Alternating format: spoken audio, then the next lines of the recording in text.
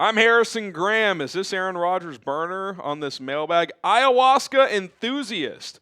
Once the entire secondary is healthy, who is the odd man out? Yeah, Dennis Allen, kind of mentioned on Thursday. He was like, yeah, give me good players. We'll figure out a way to get them on the field. You could argue if everybody's healthy, you've got 7 legitimate starters.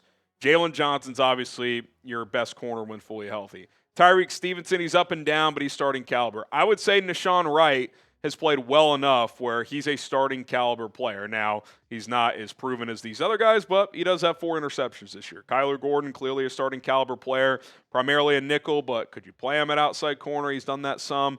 Dennis Allen in training camp talked about playing him some at safety. He's been hurt most of the year, so I don't know if they would do that. But you've got him. Obviously, C.J. Gardner-Johnson's been a fantastic addition. He's more of a nickel safety hybrid. Kevin Byard, Jaquan Brisker, safety options. Brisker, I think you could play as like a hybrid linebacker. He's more of a box safety, downhill player, especially in this game against Pittsburgh with the linebacker injuries. That could be an option. Typically, you're going to have 5 DBs on the field. Now, they could use some dime packages more where they have 6 defensive backs. I think just my gut tells me in general, like when you have 5 DBs on the field, you'll probably have one of Tyrique Stevenson or Nahshon Wright on the bench. And this is fully healthy, like Jaylon Johnson not on a pitch count, Kyler Gordon not on a pitch count, etc. And then you mix and match with Gordon, C.J. Gardner-Johnson, and Brisker maybe? Like, is that what you do? Because to me, when fully healthy, guys who should never leave the field, Kevin Byard, Jaylon Johnson, and honestly, probably C.J. Gardner-Johnson at this point. I think he's earned that. Now, maybe with Gordon, you would take him off some, but I want him playing most of the snaps. I want healthy Gordon playing a lot of the snaps. So I think that's the biggest challenge of it. How do you keep Gordon and Gardner-Johnson on the field at the same time? That is what I would be looking to do if I was Dennis Allen.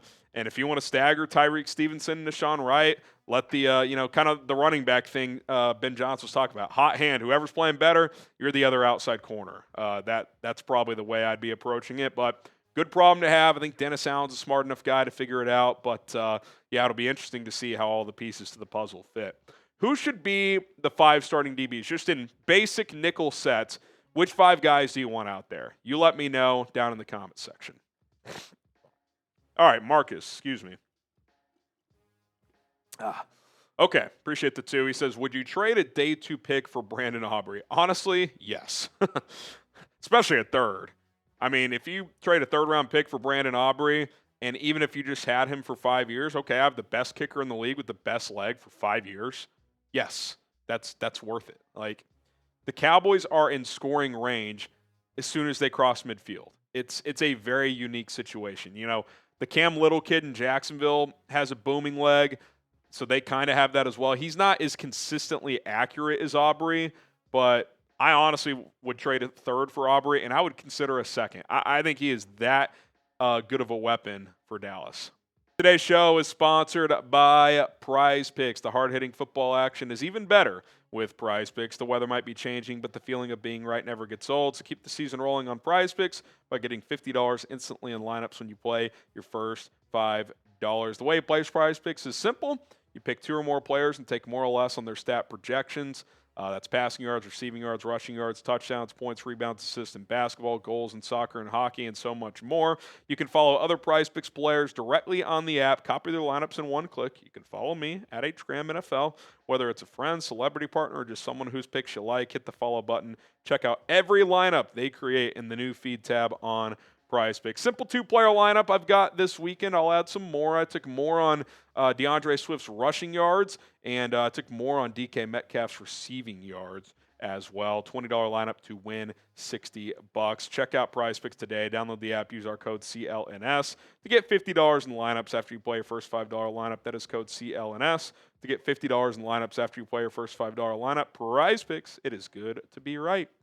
All right, we got Construction King, #Bears. Are the Bears actually pretenders, or are we just not capable of putting teams away, so we play just good enough to win barely? That's a good question. We'll find out, right? Because the competition's getting tougher. So regardless of how they win moving forward, you're going to at least have to elevate your play a little bit, right? Like Minnesota was tougher than the Giants. They played a little better against Minnesota and found a way to win that game. Probably have to play a little better against Pittsburgh to win this game.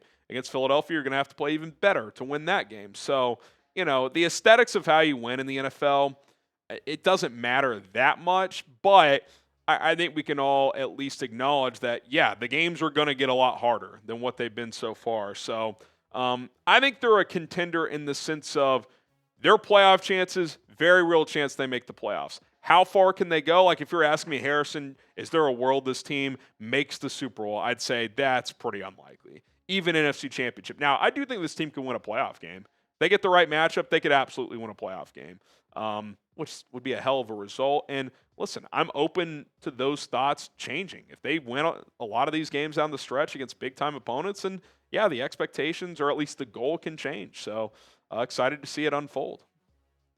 DC Viper, what is to blame for the wide receiver drops lately? Is that something they can fix fast or not? Yeah, I mean, it's just like anything else. I think it's just a concentration thing. Caleb at times does throw a harder football than other quarterbacks, but I don't really like that excuse. It's like you've been catching balls from this quarterback for 6 months, going back to the offseason program. And especially, look, it's one thing where it's like extended, it has to be a hands-only catch. But when it hits DJ Moore right here and you can use the body to help you catch it, like if you use the body, you better catch it. And DJ Moore didn't. So like I don't, that's on the receiver. Even the ones off the chest are on the receiver. So I can at least understand why those are tougher to catch. But I think you just got to concentrate. Listen, this offense emphasizes yards after the catch, so I think Luther Burden's was an example of this. Ball's like out in front, hit him right on the run. He's looking to make something happen. Well, you got to squeeze it first, right? So it's just kind of that little concentration detail. But, yeah, I mean, they've left some big plays out there, especially the last couple of weeks. All right, subscribe to the channel, guys. We are closing in on 141,000 subs. That's our next milestone. Free and daily content here on Bears Now, including these mailbags every Monday and Thursday, 4 o'clock Central Time. We also answer your questions during our live watch parties on Sunday, which we will this Sunday against the Steelers. All right, Tom, what is our number one concern for the draft? Edge or offensive tackle? Concern. All things equal right now, I'll say edge. But if you ask me, like, hey, group all those players together and rank them, I would just say take the best left tackle or pass rusher available. That's probably what I would say. If that's someone like Caden Proctor, sweet. If that's someone like Ruben Bain, if he's available, awesome. I do think left tackle and edge at this exact moment are probably your biggest needs. Where's Nestle? Do you think the Bears will trade for a high-tier pass rusher at this point if they are at this point next year? So, if they're at this exact point, the trade deadline will have passed. So if you're saying, like, early in the season next year, maybe. I could see an offseason move happening. What happens with Max Crosby in Vegas? I think the Bears would be on the list of teams that would be pretty interested. Does Myles Garrett ask for a trade again from Cleveland? Now, his contract's harder to trade for the Browns than Max Crosby's is for the Raiders. The way they structured those deals, it's easier for the Raiders to trade Crosby. But there's going to be a few big-name pass rushers that are worth monitoring, including those two. So maybe the Bears would pounce on one of those guys. We'll see. All right, predict the score. Bears, Steelers, who you got winning, and what's that score going to be? Give me your thoughts. I'm curious. All right, Jim Jam 621. What grade would you give Poles for his offseason moves based on the season's played out up to this point? I mean, if you add it all up, it's somewhere in the B's, I would say.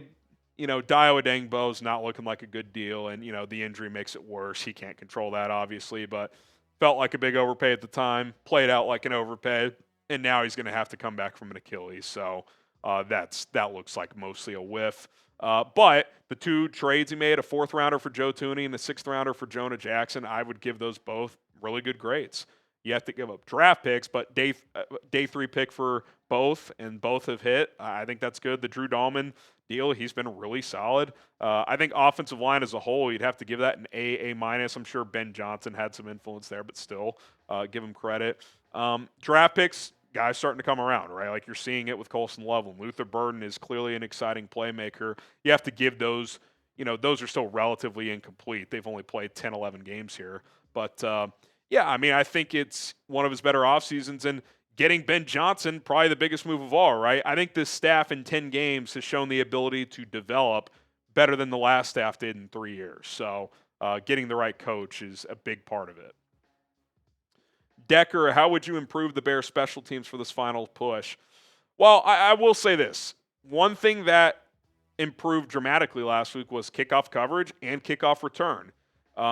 You almost had 2 big returns. They set up that wide return twice. Blackwell got tripped up at the 30 once. If he doesn't, he might have gone for a while. And then obviously you dial it up for Duvernay at the end, and it popped. So that was huge. The kickoff coverage unit was really good as well. They kind of went to the knuckleball kicks for Cairo Santos. They covered those up.